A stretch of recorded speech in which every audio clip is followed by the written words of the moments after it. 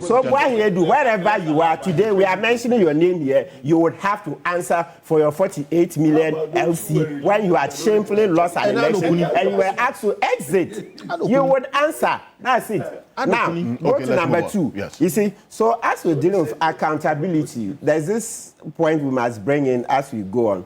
I hear people talking about, yes, we'll reform the management, etc. There's this interesting bit of COCOBOD. The history. You know, at a point, Kwame Nkrumah wanted higher prices. You see the silos in Tema, etc. Yeah. Then he built them because he intended to hoard about 200,000 metric tons of cocoa. He wanted to manipulate the prices. The farmers were upset, and the World Bank, you know how these Bretton Woods institutions, the moment we want to get out of their control, they will find everything to come and criticize us. So the World Bank say, oh, no, it's not doable. Of course, is it any wonder that America sponsored Kwame Nkrumah's overthrow, then it left. So let's bring it in. So the matter of management, we've been trying. It's not as if we never tried. Kwame Nkrumah saw the problem, and he thought that, okay, if he can hoard cocoa, prices will go up. So he built silos. They said we spent about $8,500,000 building the silos. They became a white elephant, right? Yes, so let's learn from our history. So it's not just about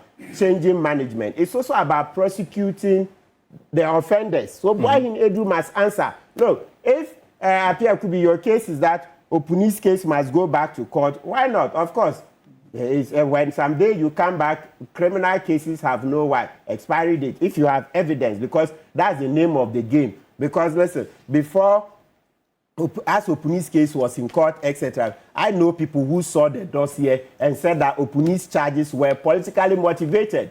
And it wasn't long, we caught the Attorney General on tape confessing that Ekufuado and Oforiata were on his neck, saying they should get Atufosin jailed, etc. Okay, look at ACMS case. ACMS case, the same thing. Yes. Okay. So when you come, I'll be your cheerleader if only you have evidence. When you come back someday, if you have evidence, I'll be here to support you. That go back and arrest those people and go back to court. Right? Yes, that's for those that, there is a difference between withdrawal and nulli prosequi. Nulli prosequi, you can go back. But when you say withdrawal, they are taking carton. So I don't remember which ones are pure nulli prosequi and the other one. But granted that Opuni's own is one that is pure nulli prosequi, and so you can go back. If you have the evidence, go and let's see. Because I have seen credible people who saw the dossier and saw that this was just a witch hunt. Okay? So if you have evidence, when it's your turn, go back. But until then, today is Boahen Edu's head on the chopping board. Okay? Yes, we will mention it 1,000 times. That is how we will deal with it. Because if we don't start with the court of public opinion, how are we going to energize the politicians to take action? Otherwise, it will be you scratch my back, I scratch your back. So let's understand this. It's when the citizens understand what's gone wrong, then they show the furore, etc. Then it galvanizes the politicians to take action. So if you come and sit, you don't mention Ekufuado's name, you don't mention Boahen Edu's name, you've said nothing. Or even but exactly. Does the politician need any galvanization? Yes, they do. Why? If there is reason to prosecute or to investigate, go ahead and do it. I mean, why do I have to energize you? Politicians have always needed galvanization. See, let's not make the mistake. Even when you read about democracy, even when you read about democracy from ancient Greece, societies have always been like this. A lot of the time, see, when you look at the political system, don't forget that the politician has certain interests. He wants to win. So he's looking to the populace. What concerns them most, generally, there are exceptions. Right. So he would attempt to answer the needs, the concerns of the populace. So when the populace bay for the blood of somebody who issued an LC for $48 million midnight when he was supposed to exit, that is what the politician would tackle, because in the scale of preference, the citizens are saying that prosecute Boahen Edu. That's what he would tackle. So if you sit here and they follow public opinion, it's all about public opinion. That's where the politicians usually derive their legitimacy from. So if public opinion is that Boahen Edu must be prosecuted, then that is what they will deal with. Because, you see, and let's not forget, democracy is crowd wisdom. we all know that our politicians don't know all of it. So that's how come they will listen to all these programs and see what the populace are saying. So if the populace say is Boahen Kpebu the one prosecuted today, that is what the politician will pay attention to. So if you come and sit here, you say, no, don't mention anybody's name, don't do this. You've said nothing. Effective communication. Effective communication. Anybody who thinks by mentioning somebody's name, it is defamation, he knows where to go. That's why the law courts are there. You see. Okay. So let's get on with it, okay? Right. Yeah. So the sorry, please. I hope I have a minute to run up. Yes. So the matter of the 333,000 metric tons that the previous government locked in at $2,600 per metric ton. Yes. It's a huge problem. So you see, like last week we had Randy Abe here. He came and explained that it's been an albatross on their neck. They will buy cocoa at over about 5,000, 6,000 per metric ton. Can you imagine? Who does that? It's as if we are washing our faces from the bottom. Yeah, who you knew? Go up. What kind of washing of face is this? Are you really washing your face? And we are quiet. No, so Boahen Kpebu must answer for that too as well. What kind of politics? Then you saw the projection he did, the expenditure income. Yes. You see how they issued a lot of contracts for cocoa roads, well beyond budget. And today Boahen Kpebu is working free. If I had the powers, I'm sure by now I would have held him and then started investigating him seriously. Why would you go well beyond budget? Everything well beyond budget. And today, you see, I'm coming to shift the blame, saying that go and take, what do you call it, a loan. They are looking to put pressure, just like the way they shamefully had to go back to the IMF. That's what they are looking to do. But here's where the question about the silence comes in. So that these references you make and the books that Randy Abe showed us last week were there prior to this moment. Did we have to wait for this moment to be told the rot or the situation that was inherited as has been described? No, I don't think we had to wait for this moment. And naturally, when they took over, this matter of the 48 million LC, the story came over about a year ago. So what action had been taken until now? That is where. The action of investigating and then also the probe. That now the so we've said it over and over that perhaps to make oral more effective, more efficient, we will need to recruit more investigators, more prosecutors. That one is very clear. You know, Dr. Ayeno is doing an excellent job, but it's also clear that the cases are too many. Because this $48 million, they say, if you Google it, you see that in 2025, the story broke. And we're upset. We're extremely upset, etc. But no investigations began. I can imagine, because there's a long line of cases. Even in the oral report, we had about 2,500 complaints, right? Of course, not all of them had enough facts to support. But the point is that even what we submitted under oral, we've not finished investigating those. So when you're adding more, so it's clear that, Dr. Ayeno, this morning, what we'll be begging for is that you need to ramp up your men. Yes, more recruitment, because when you increase the number of investigators, number of prosecutors, then we can get all these cases to court. Because the impunity is too much. The impunity is too much. When I listened to the NPP press conference, I was like, so you cause a problem, like what did they say to call you guys? That's a bed. It goes down the street. It goes to foil the water, and then comes to say, who foiled the water? You've caused a problem. Instead of it to come with a contrite heart to be conciliatory in trying to solve the problem, now you are grandstanding. So I was like, Adam and the rest, are they really serious? Are we kids? So you think we didn't see through that when we voted you out? You see, give us a bit of respect. Credit her to some modicum of intelligence. We saw through all that. We saw that NPP was badly mismanaging this country. That's why we sacked you. So you don't gain any points when you've caused a problem and we are trying to fix it, and then you come and do grandstanding. You come with a conciliatory approach. You see, your tone is everything. You come, okay, first of all, you admit your own role in the mess. When you want us to listen to you, you first admit, the 333,000 metric tons were locked in at 2,500. It was a huge mistake. The moment Adam say such a thing. Say, okay, hey, today you are being man enough. You are man enough to accept your mismanagement. They say, yes, but that notwithstanding, government is a continuum.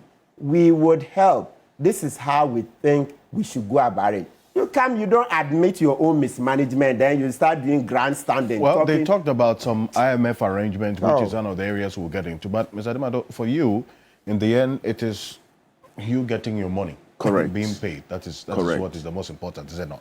Correct. So, thank you, and thanks to viewers.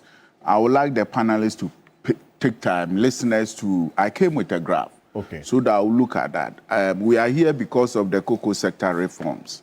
Last week, we had a press conference. There has been engagement. Farmers are being paid. Our money is being paid. No, the payments have started? So overview. No, let's confirm. Yes. Have you confirmed that farmers have started receiving their money? As on one of the studios, a farmer called in that he has received his money. Okay. It's not the entire farmers that have not been paid.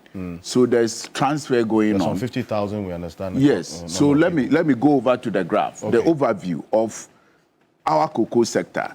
Now, this is a 20-year data. Producer price against terminal price, the percentages. I've left the 10 years because of the syndication. Now, when you look at the graph carefully, you could see that there are few pointers where the farmer got 70% of the terminal price.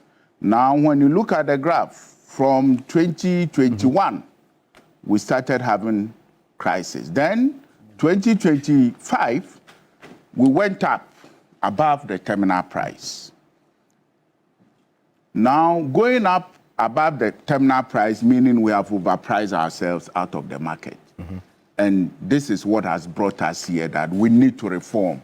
We need to go back to look at our cocoa sector. Now, when I've explained the role of the LBCs, when you just oppose the role of LBCs in this graph, it doesn't change it. So I will stick to the farmer aspect. Now, when you look at 2023, 2026, I would like you to zoom in. When you look at it, now you could see that there is a problem. The farmer is dropping to almost 21% of the terminal price. And this is what we've done to our cocoa farmers for 20 years. 20 continuous years. This is what the data is saying. It's a big problem indeed. And so the the cocoa farmer is losing. Yes, this is what we've been saying. Now, thanks to Minister of Finance for taking the bold initiative that we need to reform the cocoa sector.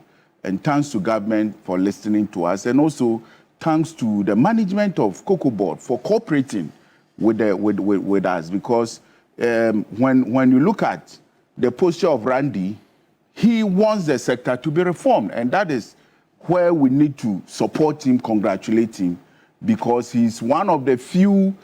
Please go back to the graph, the green one. You can speak. Yes, he's one of the few CEOs that have admitted that we need to reform our cocoa sector. Now, the reforms, of course, the farmer is central, where the minister indicated that never again would the farmer receive less than 70% of the terminal price. Now, when you look at that phrase, it is not only the farmer, it is the entire cocoa space. So, of course, some of the panelists were saying, oh, you don't need COCOBOD. You need COCOBOD. You need all the actors in the cocoa chain, because the reform will encompass all COCOBOD processors, even the buyers will have to come in. So please, we need to set that platform. Yes, the farmers are the pillar. That's why I have this graph for the farmers, where the farmer will be better off. Of course, it's unfortunate that prices, you could see that producer price is above even the terminal price. And that is what has brought us down. And then the minister quickly indicated that we need to reform cocoa sector. Now, when you look at the cocoa activities, as LBCs, there is no break in our activities, because the cocoa season opens 1st October of every year, and then it ends 30th September of every year. So I would say our break is just less than 24 hours. And within this space, we have been at the forefront of making sure we mobilize the cocoa wherever it is and deliver to COCOBOD for COCOBOD to sell. And as I keep on saying, we've been doing this continuously without any cry or whatever it is. And we go to the banks, we borrow, we pre-finance, we patiently wait for COCOBOD to give us the money. Now our margins are fixed. Our margins are fixed. The transportation is also fixed. So for you to survive, it's efficiency. So if we are being efficient to survive, and inefficiency comes from the other end, then you know that you will collapse. And this is what has resulted in the collapse of more of the local LBCs. Because as we try to be efficient, we get the inefficiency from the other side. And we believe that the cocoa sector reform will address all these aspects.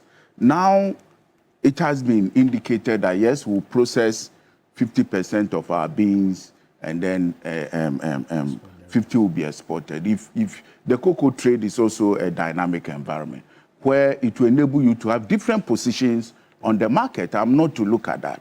Now I'm looking at what has brought us here, where we need to patiently, because it's a short term.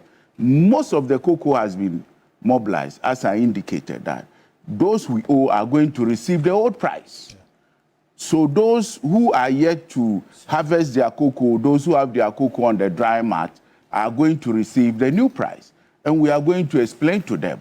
Because it's a short term. It's a short term. We are in February. The next cocoa season will start in October.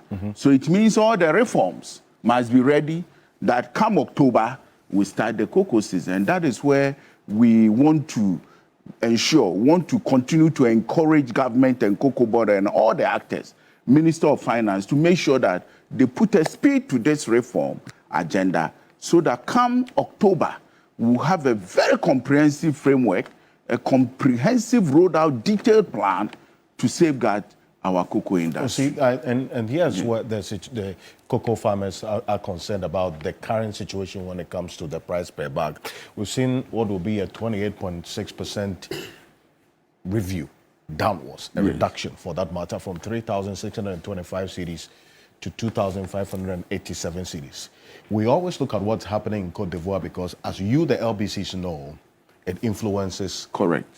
In a very, very critical way what happens in this country. In Cote d'Ivoire, the same situation, because this price of cocoa on the world market is having a direct impact on all producers, right? So this is it. This is what Cote d'Ivoire have done. We've also seen a 23 percentage point down reduction from 179,200 CFA to 145,690. If you convert it into cedis, there's a difference of just a little over 300 Ghana cedis, right? With what we have seen now. How much of a difference will this advantage that's Cote d'Ivoire has on Ghana have on the elements of smuggling and so on? Because you deal with them. Yes. When you look at the price difference, that's 307 Ghana cedis. If you look at the economics of it, it's insignificant in the sense that COCOBOD continues to provide the input support schemes to the farmers and provide a lot of things. Now in Cote d'Ivoire, yes, Cote d'Ivoire had 23, Ghana had 28. Cote d'Ivoire, most of the farms are plantations. So the kind of work that COCOBOD does for smallholder farmers is not what Cote d'Ivoire does. And for smugglers, of course, smugglers are always smugglers. They will take advantage of that. But I believe that they shouldn't. Yes, this would. Yes, it will definitely discourage them. So when you look at Alfred, yes, you blocked me. Sorry. When you look at the difference, that's what I'm saying. It's insignificant because COCOBOD is continuing to provide the support that the farmers need badly, and therefore our appeal to the farmers is that this is a short. In fact, it's a very short term because most of the cocoa has been mobilized by the LBCs. As Randy Abbey indicated, we are yet to be paid, and therefore we'll go back and pay the money, the cocoa we took before the announcement of the price. So if a farmer is delivering his cocoa after the announcement of the price, then he receives it. So we'll go back and make sure that we pay our farmers. Now, again, let me make the appeal that we have a short window to pay the farmers. We have a short window to pay the farmers. And therefore, we will go back and make sure that we pay our farmers. Now, again, let me make the appeal that we have a short window to pay the farmers. We have a short window to pay the farmers. We have a short window We are in February. Come October, we should have the new cocoa bill operationally in hand for us to start with, where the farmer will be protected, where the farmer will not get less than 70% of the terminal price, as the minister indicated. And then also where the LBCs will be relieved of the challenges we have been carrying all these years without making any noise. Have any of your members pre-financed the purchases of cocoa? No, I've been saying that we've been pre-financing for the past seven years, and okay, not this platform. So allow me. So viewers of this platform, the LBCs have been pre-financing the cocoa industry for the past 7 years, and it's unprecedented that in 2023-24, where we pre-financed the industry from loans from the bank, and it took more than 9 months for us to be paid. And when we wrote to COCOBOD that, look, we are overstretched, we need some compensation, we wrote, we were never compensated. So I want the viewers to know that as Lansing's Cocoa Buyers Association, as I explain our work, we go to wherever a cocoa bean exists. Wherever a cocoa bean exists in the cocoa farming areas, whether there's road or no road, we make sure we buy the cocoa from the farmer, we bring it to our warehouses, we make sure the cocoa quality is maintained, we bag it, we move it to the nearest depot at the districts where you can load it onto a truck, we maintain the quality, we invite quality control company to come and do the grading and sealing. That doesn't end. It's also our responsibility that we guide this cocoa, transport it from wherever it is bought to either Kumasi, Tema, or Takrady. I see. One of the reforms that and I'm moving it into the reforms because we'll need to get into